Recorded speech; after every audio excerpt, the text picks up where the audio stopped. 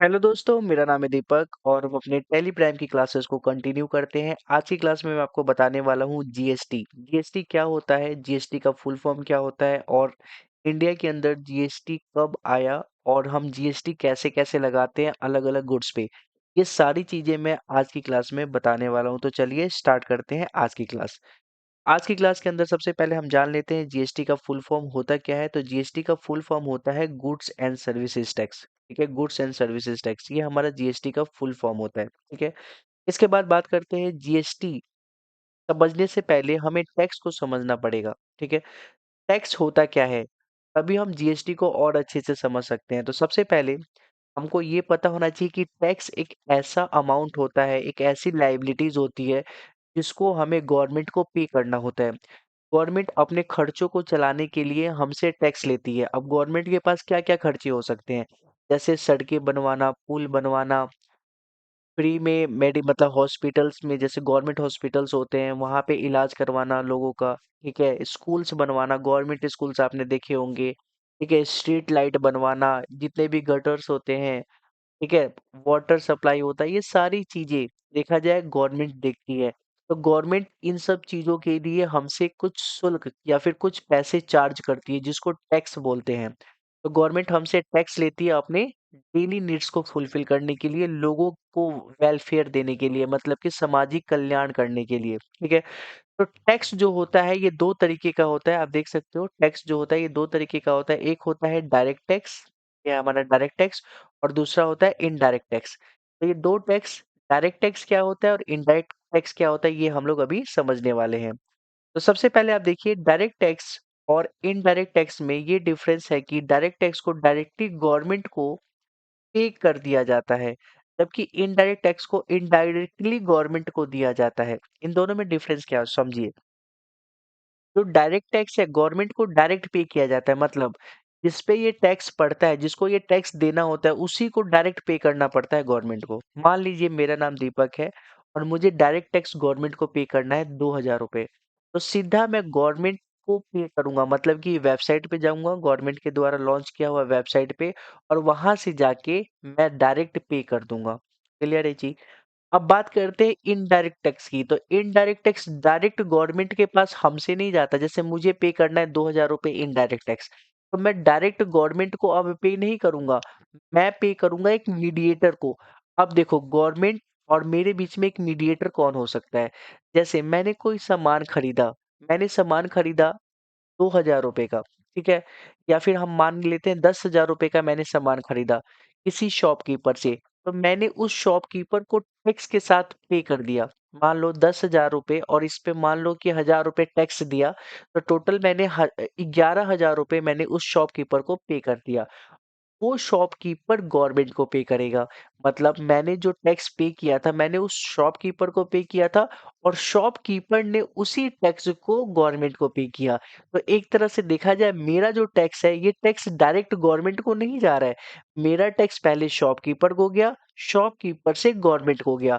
तो ये एक तरह से इनडायरेक्ट वे में जा रहा है गवर्नमेंट के पास। ठीक है, और वही अगर डायरेक्ट टैक्स की बात करता, तो वो मैं डायरेक्ट पे करता गवर्नमेंट को। होप सो मैं यहाँ तक आपको समझ में आ गया होगा। अब हम और अच्छे से समझ लेते हैं डायरेक्ट टैक्स और इनडायरेक्ट टैक्स के बीच में डिफरेंस को। ठीक है, तो यहाँ पे आप देख सकते हैं डायरेक्ट टैक्स में क्या लिखा हुआ है।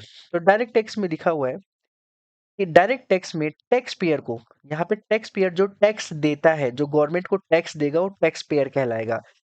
तो डायरेक्ट टैक्स में टैक्स पेयर को गवर्नमेंट को डायरेक्ट रूप से पैसा देना होता है। बिल्कुल सही बात है, जस्ट मैंने अभी समझाया। डायरेक्ट टैक्स के कुछ एग्जांपल्स हैं, देखिए अब यहाँ पे कुछ एग्जांपल हम देख लेते हैं। जैसे इनकम टैक्स, जो भी मेरी इनकम होगी एक स्लैब रेट होता है। जैसे कि गवर्नमेंट कहती है अगर आपकी इनकम साल की इससे ज्यादा है तो आपको टैक्स देना पड़ेगा। मान लेते गवर्नमेंट ने बोला है कि 10 लाख की इनकम पे आपको 5% टैक्स देना पड़ेगा।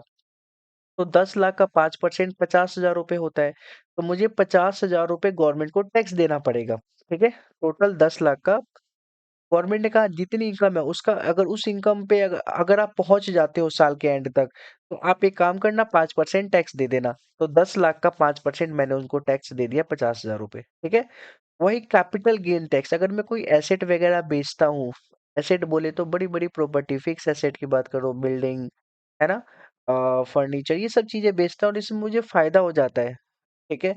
उस पे भी गवर्नमेंट कहती है मुझे अब आप टैक्स दे दो, ठीक है? वेल्थ टैक्स, आपके पास कितने वेल्थ है, कितनी संपत्ति है, उस पे जो टैक्स देते हैं, वो हमारे लिए वेल्थ टैक्स कहलाता है। तो गवर्नमेंट इन पे डायरेक्टली पैसा हमसे ले लेती है, हम उनके वेबसाइट पे जाके पे कर देते हैं। तो ये हमारे लिए एक तरह से डायरेक्ट टैक्स है।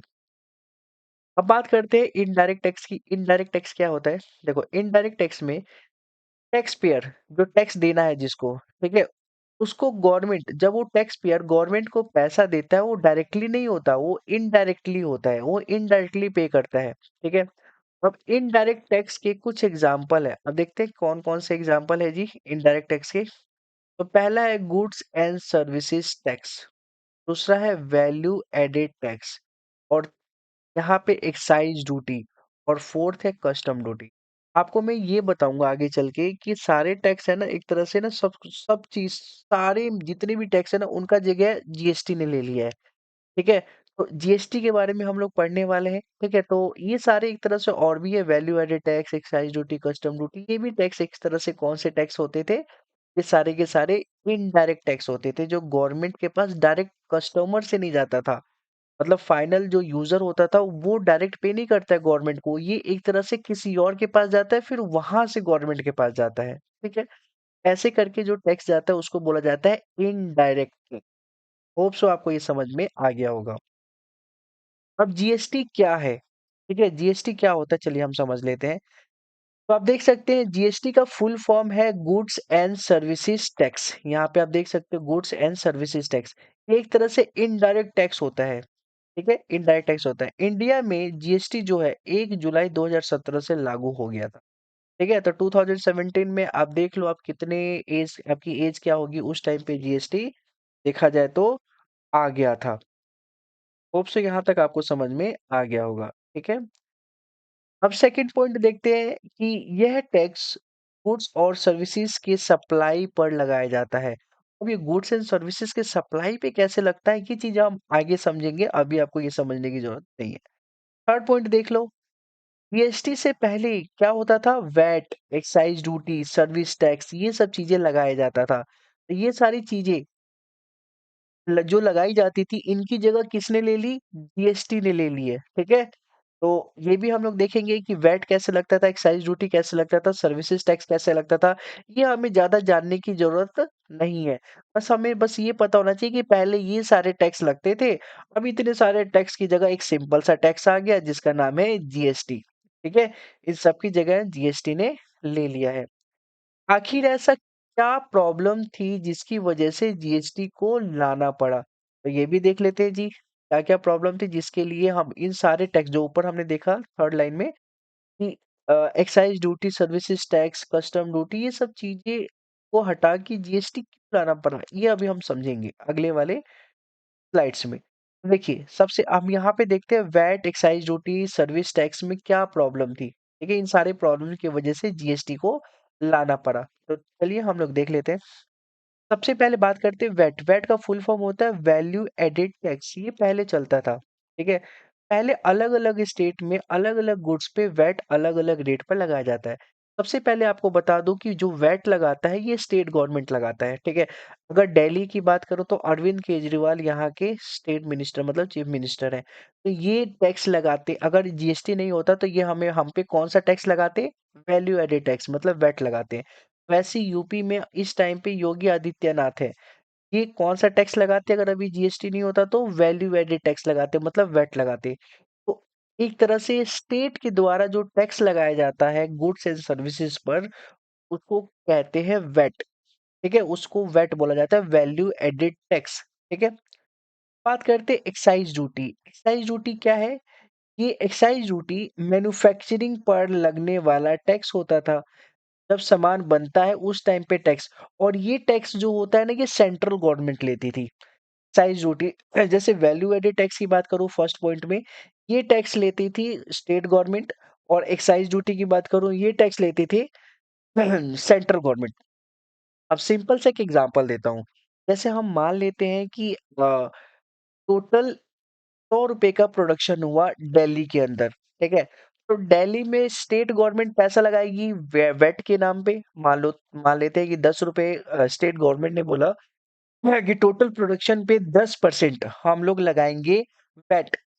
और एक्साइज ड्यूटी के अंदर सेंट्रल गवर्नमेंट भी बोल रही है कि हम भी एक्साइज ड्यूटी 10 रुपए 10% लगाएंगे। तो टोटल देखा जाए तो स्टेट गवर्नमेंट के पास 10 रुपए गए और सेंट्रल गवर्नमेंट के पास एक्साइज ड्यूटी के नाम पे 10 रुपए गए। टोटल 20 रुपए टैक्स जा रहा है फाइनल यूजर से।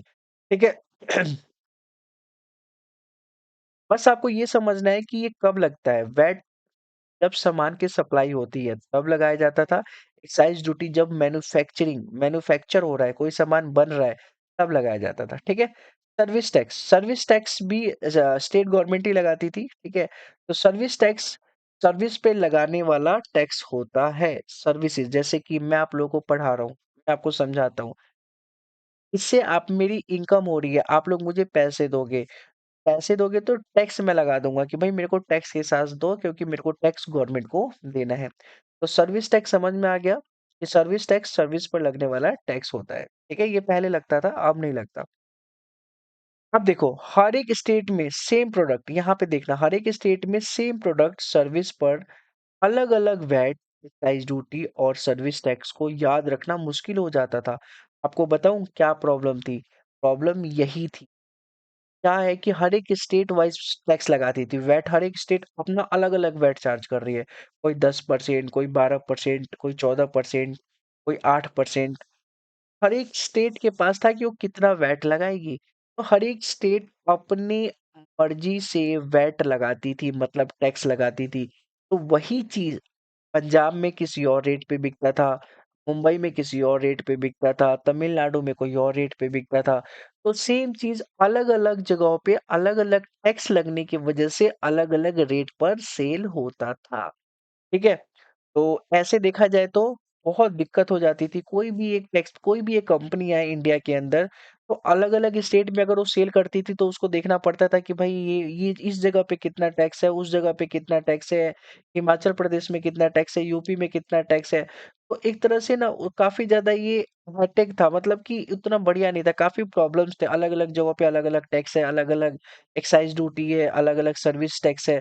ये बहुत ज़्यादा प्रॉब्लमैटिक होता था। ठीक है? यहाँ तक होप सो आपको समझ में आ गया होगा। अब हम बात करते हैं कि जीएसटी के माध्यम से इन तीनों टैक्स को एक ही टैक्स में, मतलब जीएसटी में ला दिया गया है। कौन तीनों टैक्स को? वैट को, एक्साइज ड्यूटी को, सर्विसेज टैक्स को। इन तीनों को एक ही में लेके आ गया ला दिया गया कि भाई जीएसटी होगा एक सिंपल। अब पूरे देश में सेम प्रोडक्ट सर्विसेज पर एक ही टैक्स लगाया जाता है। यहाँ पे देख सकते हो पूरे देश के अंदर। अब ये नहीं है कि अब ये स्टेट में इस प्रोडक्ट पे, मतलब मान लो अगर मैं सिंपल सा एक बिस्किट की बात करूं, तो ऐसा अब हम ये नहीं कह सकते कि यूपी 5% बिस्किट पे जीएसटी ले रहा है तो राजस्थान 10% बिस्किट पे टैक्स लेगा, नहीं। अगर 5% एप्लीकेबल कर दिया गया है बिस्किट पे, तो यूपी में भी 5% लगेगा और राजस्थान में भी 5% लगेगा, मध्य प्रदेश में भी 5% लगेगा। ठीक है। अब क्या हुआ, इससे ना काफी इजी हो गया। अलग-अलग जो टैक्स गवर्नमेंट लेती थी, अब वो क्या करेगी गवर्नमेंट, वो एक ही टैक्स, मतलब कि एक ही, उसको पता है कि ये सामान बनेगा, उस पे एक ही टैक्स देना होगा। ठीक है। अगर दिल्ली में सेम प्रोडक्ट पर 10% टैक्स लग रहा है, तो मुंबई में भी सेम प्रोडक्ट पर 10% टैक्स ही लगेगा। ये कब संभव हुआ? जब हमारे पास जीएसटी है। आपको एक चीज बता देता हूँ कि हमसे पहले, अभी तो 2017 में हमारे देश के अंदर जीएसटी इंट्रोड्यूस हुआ था, लेकिन इससे पहले 150 कंट्री ने जीएसटी को एप्लीकेबल कर लिया था अपने देश के अंदर। बस हमारा ही देश इकलौता ऐसा देश था, मतलब इकलौता तो नहीं बोलेंगे, ठीक है, मतलब हमारा देश इतना आगे होने के बाद भी टोटल विश्व में 5th नंबर का लार्ज इकोनॉमी वाला देश है हमारा। ठीक है। वो होते हुए भी हमारे पास जीएसटी नहीं थी। ठीक है। तो जीएसटी हमसे पहले कई देशों ने अपना लिया था। ठीक है। बस हमने नहीं अपनाया था, हमने बहुत लेट अपनाया। ठीक है। 2017 में हमने अपनाया है जीएसटी को। ठीक है। तो जीएसटी आने से बहुत सारी दिक्कतों का सामना अब नहीं करना पड़ रहा है। अलग अलग टैक्स, एक देखा जाए तो एक टैक्स पेयर को, एक इंडिविजुअल को, एक पर्सन को अब उसको याद नहीं रखना कि वैट कितना देना है, एक्साइज ड्यूटी कितना देना है, सर्विस टैक्स कितना देना है। अब उसे पता है भाई इस पे जीएसटी इतना परसेंट लगता है, इतना पैसा हमें दे देना है। ठीक है? तो अब जीएसटी के नाम पे एक ही बार में पैसा चला जाएगा जी। ठीक है? होप सो आपको ये समझ में आया होगा। तो ये सारी चीज़ें प्रॉब्लम थी VAT, excise duty, services tax में, ठीक है? लेकिन आज भी वैट चलता है। मतलब जैसे अल्कोहल की बात करूँ, शराब, ड्रिंक की बात करूँ, वहाँ पे जीएसटी नहीं लगता, वहाँ पे गवर्नमेंट वैट लगाती है, ठीक है? वैसे ही पेट्रोल की बात करूँ, तो पेट्रोल पे तुम्हें लगता होगा कि जीएसटी लगता है, नहीं अभी पेट्रोल पे जीएसटी नहीं लगता, वहाँ पे भी वैट ही लग रहा है अभी, ठीक है? तो कुछ चीज़ें हैं, उसपे गवर्नमेंट ने अभी जीएसटी उसके ऊपर इम्प्लीमेंट नहीं किया है। अभी भी उसपे वैट लगता है, लेकिन वो 2-3 चीज़ों को छोड़कर जितनी भी चीज़ें जो हमारे नीड्स की होती है, उन सब पे देखा जाए तो जीएसटी लग चुका है। ठीक है। अब हम देखते हैं कि पहले जीएसटी को समझना ज़रूरी है कि जीएसटी कैसे लगाया जाता है, ठीक है? अब जीएसटी कैसे लगाया जाता है ये हम लोग जान लेते हैं। तो जीएसटी क्या है आपको पता चल गया जीएसटी क्या है?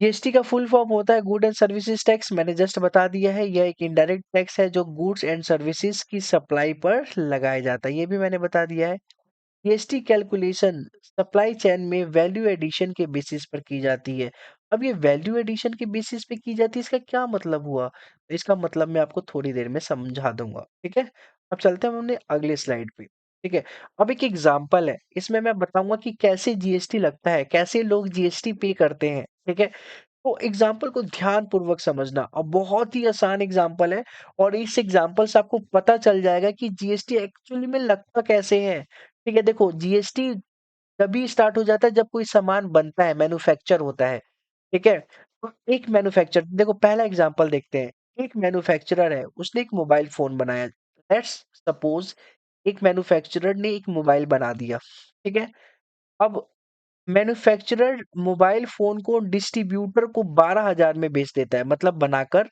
आगे डिस्ट्रीब्यूटर को बेचता है 12,000 में सुनो एकदम से 12,000 रुपए का एकदम से देखा जाए मैन्युफैक्चरर ने 12,000 का सामान बना लिया मतलब कि वैल्यू कितना ऐड हो गया 12,000 का अब ये वैल्यू ऐड होने का क्या मतलब होता है कोई चीज का कोई वैल्यू नहीं है मान लो है ना 2 3 4 रुपए 10 रुपए 20 रुपए इन सबको मिला के जैसे प्लास्टिक व्लास्टिक से लोहे वोहे से मिला के उसने क्या बना दिया एक मोबाइल फोन बना दिया अब एकदम से मोबाइल फोन बनते ही इसका वैल्यू हो गया 12,000 मतलब 12,000 का वैल्यू ऐड हो चुका है इस प्रोडक्ट के अंदर ठीक है अब डिस्ट्रीब्यूटर क्या करता है आगे देखो अब डिस्ट्रीब्यूटर आगे मोबाइल फोन को रिटेलर को बेच देता है 15,000 में अब सोचो डिस्ट्रीब्यूटर ने कितने रुपए ऐड कर दिए एक तरह से कितने का वैल्यू ऐड कर दिया उसी सेम प्रोडक्ट पे तो 3,000 का वैल्यू ऐड कर दिया तभी तो टोटल अब ये 15,000 का हो गया है और ये 15,000 रुपए जो है एक तरह से देखा जाए डिस्ट्रीब्यूटर ने रिटेलर से ले लिए बेच के ठीक है तो इसने भी वैल्यू ऐड किया है डिस्ट्रीब्यूटर ने सबसे पहले मैन्युफैक्चरर ने वैल्यू ऐड किया था 12,000 रुपए फिर डिस्ट्रीब्यूटर ने ऐड कर दिया इसके अंदर 3,000 रुपए टोटल 15,000 रुपए का हो गया मोबाइल फोन अब रिटेलर जो है वो क्या कर रहा है कि वो मोबाइल फोन को कस्टमर को 20,000 में बेच रहा है तो देखा जाए कि यहाँ पे रिटेलर ने भी वैल्यू ऐड कर दिया रिटेलर ने कितना वैल्यू ऐड कर दिया 15,000 का उसने लिया था डिस्ट्रीब्यूटर से और 20,000 रुपए का वो सेल कर रहा है मतलब 5,000 रुपए उसने भी ऐड कर दिया चलो यहाँ भी हमें समझ में आ गया इस केस में मैन्युफैक्चरर ने 12,000 का वैल्यू एडिशन किया है बिल्कुल सही बात है डिस्ट्रीब्यूटर ने 3,000 का वैल्यू एडिशन किया है बहुत अच्छी बात है डिस्ट्रीब्यूटर ने 3,000 रुपए का वैल्यू ऐड करके 15,000 में बेचा था और रिटेलर ने 5,000 का वैल्यू ऐड किया है तो 15,000 वाली चीज को 20,000 में बेच दिया है ठीक है तो इन तीनों ने इतने इतना वैल्यू ऐड किया है अब जीएसटी में मैन्युफैक्चरर डिस्ट्रीब्यूटर और रिटेलर अपने अपने वैल्यू एडिशन के बेसिस पर टैक्स देना होता है अब जितना जितना इन्होंने वैल्यू ऐड किया ना उसके बिहाफ पर टैक्स देना है मान लेते हैं टैक्स जो है वो 10% है ठीक है तो इस केस में अब देखो किसको कितना देना पड़ेगा टैक्स इस केस में मैन्युफैक्चरर को देना पड़ेगा टोटल 12,000 का 10% मतलब 12,000 का 10% 1,200 रुपए होता है तो मैन्युफैक्चरर ने 1,200 रुपए दे दिए किसको गवर्नमेंट को दे दिए ठीक है ओके अब डिस्ट्रीब्यूटर ने कितने का वैल्यू ऐड किया था जी उसने किया था 3,000 रुपए का तो डिस्ट्रीब्यूटर को कितना पे करना पड़ेगा मात्र 300 रुपए क्योंकि जो भी प्रॉफिट कमा रहे हैं 3,000 रुपए का उसमें से गवर्नमेंट ने 300 रुपए बोला कि भाई आप भी दे दो 300 रुपए ठीक है आपने इतना वैल्यू ऐड किया इतने रुपए आप दे दो ठीक है अब वही चीज रिटेलर रिटेलर को कितने रुपए देना पड़ेगा गवर्नमेंट को? तो उसने कितना वैल्यू ऐड किया था? 5,000 रुपए। तो 5,000 का 10% 500 रुपए। गवर्नमेंट के पास एक तरह से देखा जाए कितने कितने रुपए आ गए? पहला आया 1,200 रुपए, ठीक है। उसके बाद आया 300 रुपए। अब यहाँ पे देखना, पहले इस लास्ट के 3 पॉइंट आप देखना, जो मैं लास्ट के 3 पॉइंट बता रहा हूँ। तो फर्स्ट पॉइंट मतलब कि थर्ड लास्ट पॉइंट में देखा जाए, मैन्युफैक्चरर ने 1,200 रुपए टैक्स दिए, ठीक है, और डिस्ट्रीब्यूटर ने 300 रुपए टैक्स दिए, और रिटेलर ने 500 रुपए टैक्स दिए। तो 12 और 8 20, मतलब टोटल 2,000 रुपए गवर्नमेंट के पास टैक्स गया। और आप ये देखोगे कि लास्ट में जो फाइनल यूजर के पास जो लास्ट में पहुंच रहा है 20,000 रुपए का सामान, इसका 10% निकाल दो तभी भी 2,000 रुपए ही आएगा। ठीक है, तो एक तरह से गवर्नमेंट ने पूरा 2,000 रुपए तो लिया, लेकिन अलग अलग लोगों से ले लिया उसने। ठीक है, पहले ही मैन्युफैक्चरर से ले लिया 1,200, फिर मैन्युफैक्चरर के बाद डिस्ट्रीब्यूटर से ले लिया 300, और रिटेलर से ले लिया 500। होप सो आपको ये समझ में अच्छे से आ चुका होगा कि कैसे टैक्स को दिया जाता है गवर्नमेंट को, गवर्नमेंट कैसे टैक्स लेती है। ये आपको समझ में आ गया होगा। देखो, इतना ज्यादा टैली के अंदर नहीं पढ़ना है, बस ये समझाने के लिए मैं आपको बता रहा हूँ। ये सब चीजें टैली में नहीं आने वाला है, ठीक है। ओके जी। अब देखो, जो टैक्स होता है, जो मैंने आपको बताया, डायरेक्ट टैक्स और इनडायरेक्ट टैक्स, ये दो ही टैक्स मैंने आपको बताया था, ये डायरेक्ट टैक्स और इनडायरेक्ट टैक्स। जो डायरेक्ट टैक्स होता है वो होता है इनकम टैक्स, जो गवर्नमेंट को डायरेक्ट हम लोग देंगे, वेल्थ टैक्स, ठीक है, और इन बस ये दो ही चीजें यहाँ पे दे रखी है, इनकम टैक्स और वेल्थ टैक्स। अब मैं आपको एक चीज बता रहा हूँ कि हमें डायरेक्ट टैक्स तो पढ़ना ही नहीं है, तो इसमें ज्यादा दिमाग हमें लगाना ही नहीं है। हमें तो पढ़ना है इनडायरेक्ट टैक्स, जीएसटी, जिसके अंदर जीएसटी आता है। तो जीएसटी होता है, ठीक है, तो ये कैसे गवर्नमेंट के पास जाता है, मतलब मैं अगर जीएसटी पे कर रहा हूँ, तो देखो ये डिपेंड करता है इंट्रा स्टेट ट्रांजेक्शन पे और इंटर स्टेट पे। अब इन दोनों में क्या डिफरेंस होता है, इंट्रा स्टेट और इंटर स्टेट में क्या डिफरेंस होता है, मैं आपको बता दूं। अगर ट्रांजेक्शन ट्रांजेक्शन का मतलब होता है खरीद बिक्री, मतलब सेल परचेज। अगर कोई भी ट्रांजेक्शन एक ही स्टेट के अंदर हो रहा है, मतलब कि वहीं पे मैन्युफैक्चरिंग हो रहा है या फिर वहीं पे परचेज हो रहा है और वहीं पे सेल हो रहा है, ऐसे कंडीशन में हम लोग जो टैक्स लगाएंगे वो इंट्रा स्टेट के बिहाफ पे टैक्स लगाएंगे, मतलब कि मैं इसकी बात कर रहा हूँ। ठीक है, इसको बोलते हैं इंट्रा स्टेट ट्रांजेक्शन। अगर एक ही स्टेट के अंदर ट्रांजेक्शन्स हो रहा है तो उसको बोला जाता है इंट्रा स्टेट ट्रांजेक्शन। एक एग्जांपल से मैं समझाता हूँ। राम यूपी में रहता है, यूपी के लखनऊ में रहता है, और यूपी में बरेली भी है। उसने क्या किया कि बरेली में सामान बेच दिया, तो इसको कौन सा ट्रांजेक्शन बोलेंगे? तो इसको बोलेंगे इंट्रा स्टेट ट्रांजेक्शन। ठीक है, अब बात करते हैं इंटर स्टेट ट्रांजेक्शन की। इंटर स्टेट ट्रांजेक्शन क्या होता है? जब एक स्टेट से दूसरे स्टेट के बीच में ट्रांजेक्शन हो, उसको बोलते हैं इंटर स्टेट ट्रांजेक्शन। जैसे अभी राम जो लखनऊ में था, ठीक है, वो बरेली में सामान बेच ही रहा था, लेकिन साथ में उसको ऑर्डर आ गया मध्य प्रदेश से। उसने क्या किया कि लखनऊ मतलब यूपी से उसने मध्य प्रदेश में भोपाल में सेल कर दिया। तो ऐसे ट्रांजेक्शन्स को बोला जाता है इंटर स्टेट ट्रांजेक्शन। ठीक है, अब मैं एग्जांपल से और समझा सकता हूँ कि अगर मुंबई से दिल्ली में कोई भी सेल परचेज हो रहा है तो उसको इंटर स्टेट मिलेंगे। दिल्ली से जयपुर में कोई ट्रांजेक्शन्स हो रहा है तो उसको इंटर स्टेट बोलेंगे। वहीं अगर जयपुर के अंदर ही अगर ट्रांजेक्शन्स हो रहा है, मतलब राजस्थान के अंदर ही ट्रांजेक्शन्स हो रहा है, तो उसको इंट्रा स्टेट ट्रांजेक्शन्स बोलेंगे। समझ में आ गया? अब जो इंट्रा स्टेट और इंटर स्टेट है, इंट्रा स्टेट में जो भी टैक्स कलेक्ट होता है, मतलब कि लोग जो भी टैक्स देते हैं, वो दो भागों में बंट जाता है, सीजीएसटी और एसजीएसटी। अब ये सीजीएसटी और एसजीएसटी क्या होता है, ये हम लोग अभी आगे चल के समझेंगे। और उससे पहले आप ये देख लीजिए, जो इंटर स्टेट ट्रांजेक्शन्स होता है, आईजीएसटी, ठीक है, उससे जो भी कलेक्शन होता है, मतलब कि जो इंटर स्टेट से कलेक्शन हो रहा है, ठीक है, उस पे जो टैक्स बनता है वो टैक्स एक तरह से सेंट्रल के पास चला जाता है आईजीएसटी के रूप में। ठीक है, होप से यहाँ तक भी आपको क्लियर हो चुका है। अभी क्या है सीजीएसटी, एसजीएसटी, आईजीएसटी मैं अभी बताऊंगा, अभी डिटेल में बताऊंगा। अभी आपको बस ये समझ लेना है कि इंट्रा स्टेट में दो टैक्स देना पड़ता है, सीजीएसटी और एसजीएसटी। और इंटर स्टेट में आपको जो टैक्स देना पड़ता है आईजीएसटी देना पड़ता है, बस एक ही टैक्स देना पड़ता है। अब कंपोनेंट ऑफ जीएसटी के अंदर हमने देखा सीजीएसटी। ठीक है, तो ये जो सीजीएसटी है, ये central goods and services tax, इसका फुल फॉर्म होता है central goods and services tax. और एसजीएसटी है, इसका फुल फॉर्म होता है state goods and services tax. और आईजीएसटी होता है, इसका मतलब होता है inter state goods and services tax. Inter state goods and services tax, hope so आपको समझ में आ गया होगा। ठीक है, तो जो आईजीएसटी है इसको इंटीग्रेटेड भी बोला जाता है, मतलब कि integrated goods and services tax. यहाँ पे लिखा है ना इंटर स्टेट, तो इसकी जगह आप है ना इंटीग्रेटेड कर देना, कोई दिक्कत की बात नहीं है। ठीक है, अब अगले वाले उस पे जाते हैं, स्लाइड्स पे। ठीक है, अब जो सीजीएसटी है, central goods and services tax, ये इसका पैसा, ये जो टैक्स जा रहा है, ये टैक्स किसके पास जा रहा है? सेंट्रल गवर्नमेंट के पास। मतलब इसको एडमिनिस्ट्रेटर कौन करता है? सेंट्रल गवर्नमेंट करता है। और वही एसजीएसटी की बात करूं तो एसजीएसटी का जो पैसा जो भी जाएगा लोगों से, किसके पास जाएगा? स्टेट गवर्नमेंट के पास जाएगा। ठीक है, तो होप सो यहाँ पे भी समझ में आ गया कि ये स्टेट गवर्नमेंट के पास एसजीएसटी जाता है और सीजीएसटी जाता है सेंट्रल गवर्नमेंट के पास। और आईजीएसटी क्या होता है? आईजीएसटी का फुल फॉर्म होता है integrated goods and services tax. ठीक है, और ये भी एक तरह से देखा जाए तो किसके पास जाता है? सेंट्रल गवर्नमेंट के पास ही जाता है। ठीक है, तो मैं अभी डिटेल में बताऊंगा कि कैसे पैसा जाता है, सीजीएसटी कैसे होता है, एसजीएसटी कैसे जाता है, आईजीएसटी कैसे जाता है, ये मैं अभी डिटेल में आपको बताने वाला हूँ। ठीक है, अब यहाँ पे देखो वही चीजें लिखा हुआ है कि अगर विद इन स्टेट कोई भी ट्रांजेक्शन होता है उसको बोलते हैं इंट्रा स्टेट ट्रांजेक्शन। क्या बोलते हैं उसको?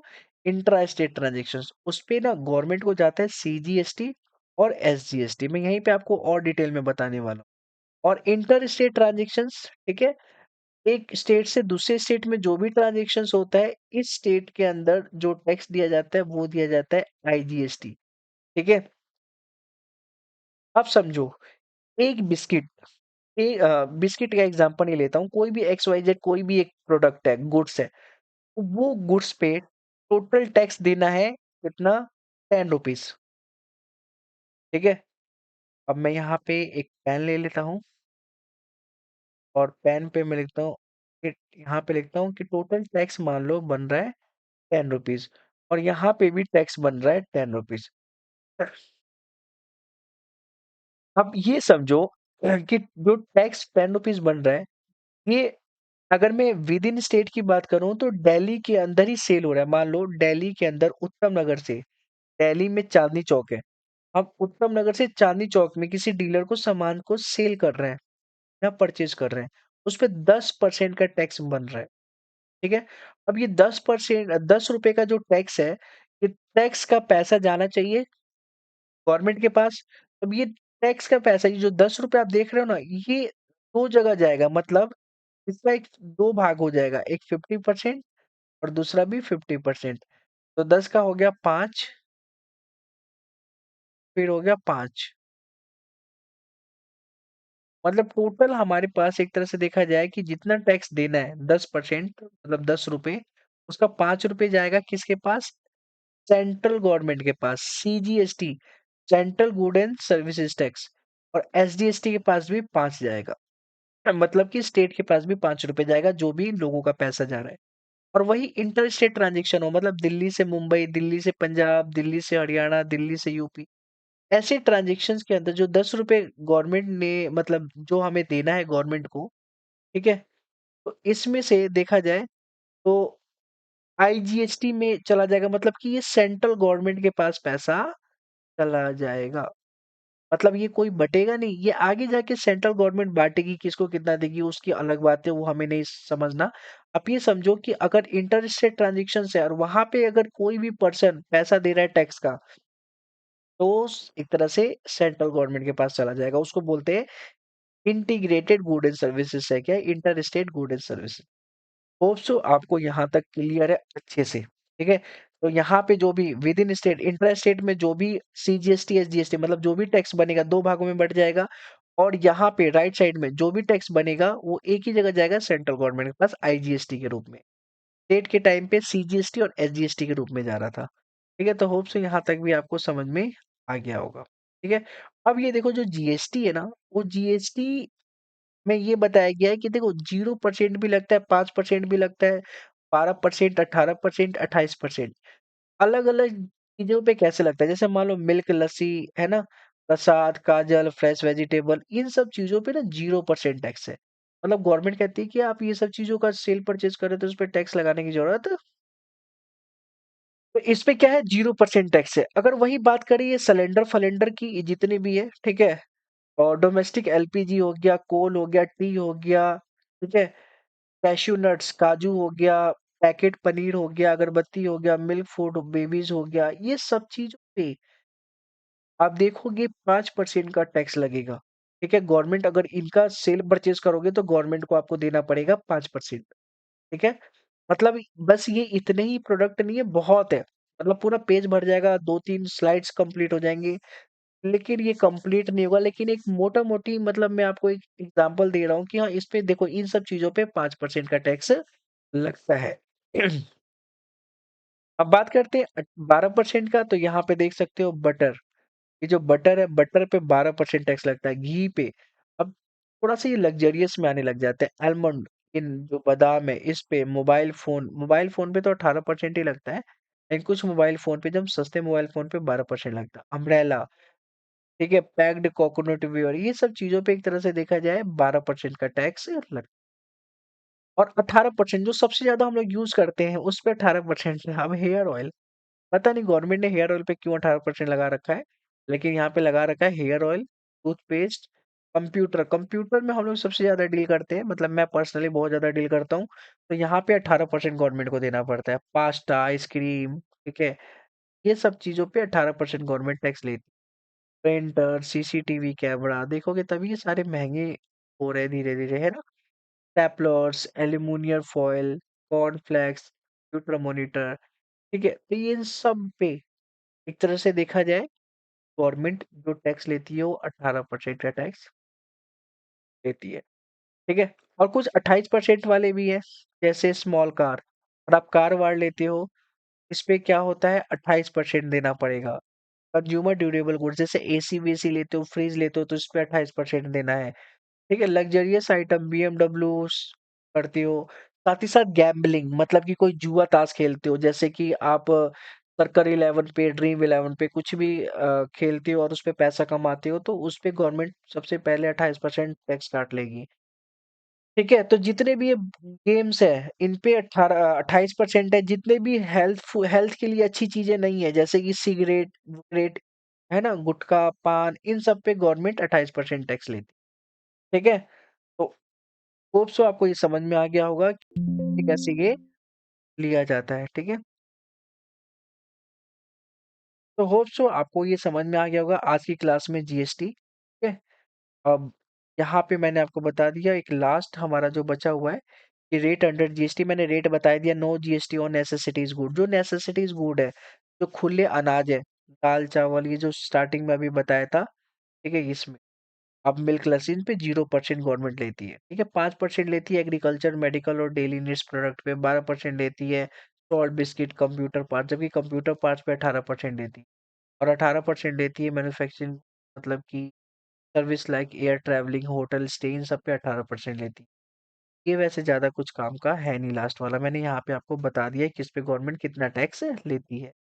अब जैसे मान लो कि गवर्नमेंट ने टैक्स लिया 100 रुपए, और वो ट्रांजेक्शन्स एक ही स्टेट के अंदर हो रहा है, तो 100 रुपए का टैक्स जो है ना, उसमें से 50 रुपए स्टेट गवर्नमेंट को जाएगा एसजीएसटी, और 50 रुपए सेंट्रल गवर्नमेंट को जाएगा सीजीएसटी। ठीक है, तो ये चीजें एग्जाम्पल मैं आपको इसीलिए दे रहा हूँ ताकि आपको अच्छे से समझ में आ जाए।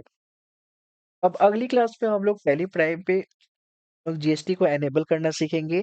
एनेबल करने के बाद हम कैसे जीएसटी लगाते हैं, अलग अलग कंपनी लेवल पे, स्टॉक लेवल पे, बहुत सारे लेवल होते हैं, उस लेवल पे हम लोग जीएसटी लगाना सीखेंगे और समझेंगे कि कैसे जीएसटी को हम इम्प्लीमेंट कर सकते हैं टैली प्राइम के अंदर।